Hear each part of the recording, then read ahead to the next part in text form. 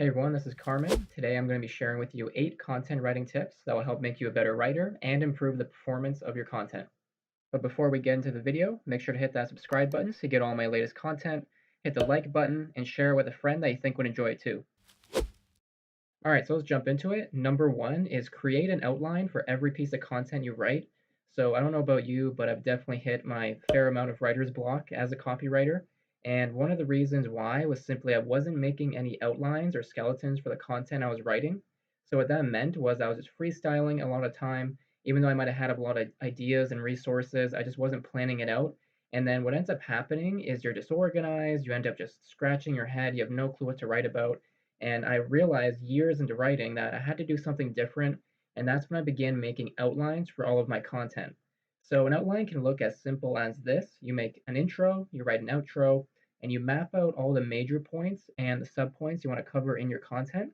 That way, when you actually go to write, you know what you're writing ahead of time instead of winging it and trying to think of everything on the spot. Even if you just make a really simple outline like I have here on the screen, that's enough to honestly help you skip over most writer's block, improve your workflow, and just get through content writing much quicker. Now, we can also do is go like really in depth in your outline if you want to. I usually do that with client work, but my own content, I might just make a quick little outline like this, start writing, and it speeds up the process tenfold. Number 2, target SEO keywords in every post. Now, content and SEO go hand in hand. You need to be targeting SEO keywords if you want to rank and drive traffic. It's one of the whole reasons you're writing content to begin with, right? Is to build some kind of audience, get leads coming to your website, and ultimately transferring into paying clients. And that means you need to learn how to do some basic SEO keyword research. I personally recommend using a free tool like Ubersuggest. It's owned by Neil Patel, it's completely free. All you have to do is type in a keyword on the homepage, hit the search button, and it's going to give you keyword suggestions along with the metrics with the keywords. So typically you want to target lower competition keywords. What I like to do is take a keyword I'm interested in, plug it into Google, and just take a quick look at the front page. If there's not a whole lot of results, and if it looks like the content is easily outrankable and I can make better content, I'll target that keyword. You also want to keep in mind what kind of websites you're competing against, because if you're going against a WebMD or like some giant website, sorry to say it, it just probably isn't going to happen right now. So you want to target keywords where the big boys aren't necessarily on the first page, because then you have a really good chance of ranking.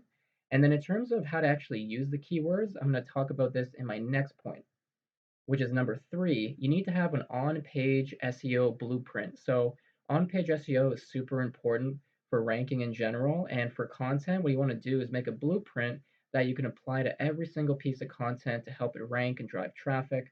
And one of those things would be keyword placement and keyword density. So some things to think about with your keywords is placing them in the title, in the meta description, in the URL, as the alt text and file names of media throughout the body of the content. Don't spam it. You don't want to stuff it because Google's algorithm is too smart for that. They know what you're doing. And you want to make sure it's in headers. And essentially, what you end up having is just a lot of nice keywords and keyword variations throughout your content. Google eventually understands what you're talking about and helps you rank for those.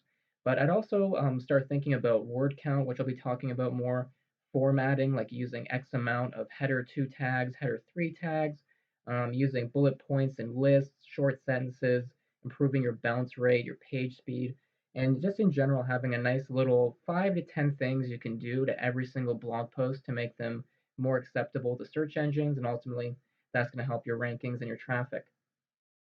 Number 4, integrate lead magnets directly into content. So a big part of content writing is aligning it with a lead gen funnel. Sometimes I can't even lie, I just write content for my clients or myself, and that alone just gets clients and customers. And now that's kind of a wider top of the funnel strategy. You definitely want to narrow it down, and that's why you want to produce maybe like a free checklist, a free ebook, something to offer in exchange for someone's email, and then you can do a drip campaign or just manually send out campaigns to eventually close them to become a client or a customer, depending on what you sell and what you do. So normally I use something called MailChimp and a plugin on WordPress called MailMunch, where I can make these little lead magnet forms directly into individual pieces of content, make a checklist to upload. So when someone subscribes, they can end up getting that free lead magnet. And now what's nice about this is you can make a magnet for every piece of content. So you're just increasing the amount of subscribers you get, For example, one of my posts on my website is how to cold email to get clients. So I just made a little checklist that I give away for free when someone's on that page. And then on other pieces of content, there's magnets made just for those pieces of content. And essentially, when you do this, so essentially integrating it directly into content is just going to get you more leads and improve your email marketing and lead gen in general. So number five, long form content is in. I don't know if you've looked at websites like neilpatel.com, Backlinko. You'll notice that they're producing 3, 4, 5,000 words at a time or more. And websites, even outside of digital marketing, they're going crazy with long form content for one reason. It's because it works.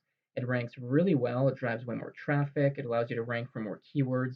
It just provides more value and resources for your readers, and ultimately, it's going to be the future of content marketing, and it's only going to become more potentiated. So, what I mean by this is there's some studies that show the number one result on Google is 1,890 words long. There's another one that says 2,450. And frankly, I think this number is only going to go up. So, you need to learn through this video the processes and the tips to become a better writer, because you can use them all together to write those 2, 3, 4,000 words and beyond, because it can seem really intimidating writing thousands of words, but I can tell you I write probably 3 to 5,000 words a day across my businesses and client projects, and it's not that big of a deal, to be honest. Once you have a good process down, and everything I'm sharing with you today is pretty much some of the main stuff I do every day. So long form content, if you're serious about ranking and actually getting leads, you need to start working on roughly 2,000 words and beyond, but it's also about working smarter, not harder. So, referencing back what I was saying about keywords, typically what I like to do is look at the first page of results, and let's say, an article with 1,500 words is the first spot, then I might write 1,700. You don't necessarily have to, use an arbitrary number like 3,000, 4,000. I think you should work smarter, not harder, but just keep in mind long form content is definitely outperforming everything else right now. So number six is make it practical. People read content to learn something. So you need to think about what the user intent behind every keyword and topic you write is. So what I like to do normally is just include step-by-step instructions, tools, resources, studies, case studies, white papers, and just reference as much useful, practical, relevant things. Number seven, sound like the reader's friend. So I like to use a really casual and friendly tone most of the time when I'm writing content. Even a lot of copy I write for websites, for example, I use a very casual, friendly tone because it's just more comfortable. And when someone reads it, it just sounds like a friend speaking to them.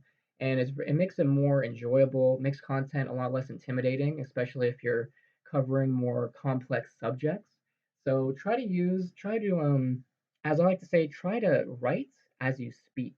So when you're typing, just kind of have a conversation and say it in your head and let that just flow out into the keyboard, and you'd be really surprised how good it sounds. Don't be too intimidated to break grammar rules as well.